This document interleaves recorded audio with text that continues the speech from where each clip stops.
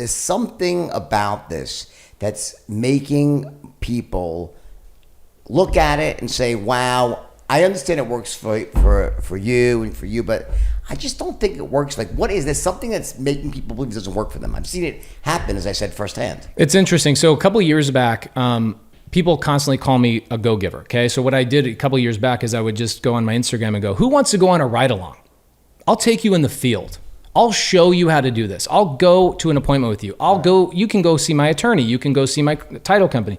You can meet my private lender. I'll show you every little thing. And what I found is out of 100 people that I did that with for over a course of about 2 years, like 4% of them were successful. Successful, and I did it for free. I did all this for free. Successful why? They didn't... Even taking action. Didn't follow through. Zero. Didn't take action. Zero. So is it really, at the end of the day, comes back to the inner game mindset? They just don't believe in themselves. They don't, they essentially train themselves, condition themselves into mediocrity, and they're just destined for paychecks the rest of their life. I think it comes down to this. So when you were selling meat, for example, when you got trained, did they just send you out in the field, or did you shadow somebody for a couple of days? I'm not a good example because I was a natural born salesman. Right. So I got some idiot took me out for a day, and then he sucked and didn't sell anything, and then I went out and broke the records. But that's a rare thing. It's just I think what you're driving at is that people that are not trained properly go out, they get paralyzed, don't know what to do, and they drop out. Or what they do is they go and consume all this data. Okay. They consume all the data, and then they have this amazing notebook with like all the right answers in it, but they've still never spoken to a seller before. So it comes down to this: find somebody in your local market. They're on Instagram. They're in Facebook groups. They're everywhere. Okay. For me, I don't call myself a coach. I'm not a coach. I am building a community. So we build a community. So if you come in and you go DM me on Instagram and you go, I need help in Charlotte. I go, oh yeah, I got 5 people in Charlotte. It'll help you out. No problem. What you have is you have local geographical boots on the ground that will show you the actual ropes. Sure. I think just as humans, even in this digital world, the thing that really helps is having that local support that will take your ass out and show you what it feels like, smells like, sounds like. I think a lot of it comes down, like you brought up one really good point, that initial reference. You're like, oh my God, it's possible, right? So I'll tell you, my initial reference was not even in the meat business. It was earlier. It was in 16 and a half years old. I went down to the local beach, right? And people were bitching and moaning because it's a long walk back. Long Island or where? Jones Beach in Long Island.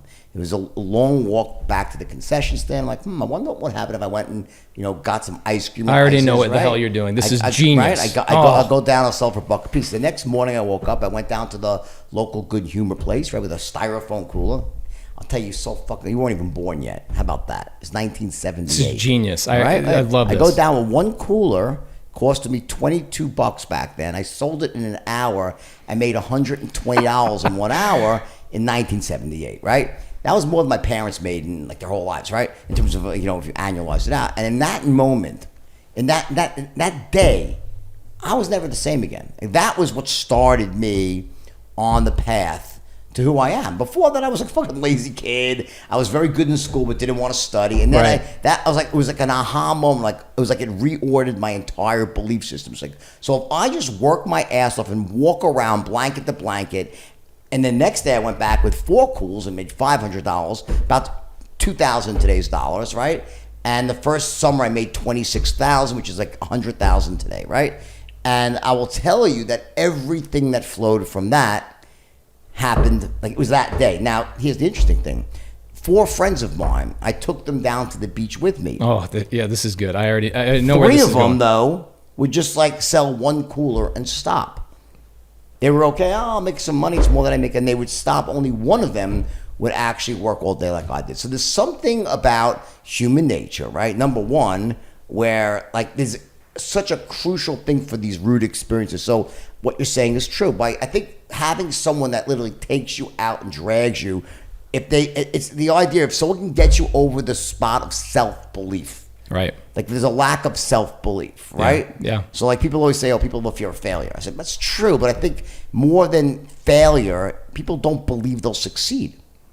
Like I'm sure when you go out there, you wake up in the morning, get out of bed, you're like, You don't say, well, if I really work hard, then I'm probably not going to succeed. You're like, no, if I put in the hours, I know I might have one bad day or 2 bad days, but I know eventually I'm going to succeed, right? Honestly, it's not. It's so far past that. The thought of me not succeeding has not even been on my mind for years. Right. So you take action. You say, well, if I do the work, I get the result, right? But there has been times, right? When I was a contractor, for example, I was a contractor for 10 years. And I was watching all these other guys do it. And I go, oh, it's got to be really hard. Where do you get the money from? Where do you do this? Where do you do that? And I was put in a really tough situation. I had a guy that owed me $1 million. Okay, I was a contractor doing his work. Mm-hmm. And what would happen is I would go do $100,000 of work and he'd pay me $97,000. Okay, then 3 months later, I'd go do $100,000 of work. He'd pay me $81,000. Right. And over the course of 3 years, all of a sudden, this guy owes me $700,000. Right. And I'm like, shit. Okay. All right. Anyway, this guy comes to me. He says, "Hey, I need $200,000 more so I can finish these houses. I'll sell them. I'll get you paid back the whole $1 million." So what do? I go sell a couple rental properties, right? Because I was a real estate investor and a contractor, but I was just doing buy and hold. And what happened is I go help this guy out. He owes me $1 million. I find out that he had private loans on all these houses and there was no room left for me. He files bankruptcy on me, right? I get a letter. Literally, my daughter's born. Next day, I get a letter in the mail. Right. I filed bankruptcy. You're third in line out of 48 people that just lost $16 million, right? So what happened is I'm like, dude, I'm never working for anybody else again. It took that big of an event for me to jump into it, right? It took that big of an event for somebody to kick me in the ass, and that was the best thing that happened to me because finally I was like, dude, I'm never working for another person as long as I live, and I'm gonna go just do what I've already been doing. And then I found out the contracting was the hardest part of this entire process. Right. Everything else is cake. Why shouldn't someone go into this? Like what is there a type of person that you said, this is not for you? No, because even my partner, so I have a business partner, his name's Cody Barton, okay? Cody could not work himself out of a wet paper bag, right? When I first met him, actually Steve Trang, the gentleman you had on the show a couple of days ago, Steve had me on his show a couple of years ago. Cody, my partner, sees me on this and goes, dude, this guy can close a deal. I need help. I can't close a deal. I can't close a deal. But you know what he could do? Generate leads. Good opener. Bro, just set the appointments and let me get on the phone, right? And if somebody just did that for you back in the day, you didn't have to cold call. You just, So what I did is there's guys that are not meant or built for it quite yet, or maybe they're not ready for that phase in their life, right? There's so many amazing supporting roles in this type of business. Cody makes half of all the money out of our business, and he never talks to sellers. He never talks to private lenders. He never talks to anybody.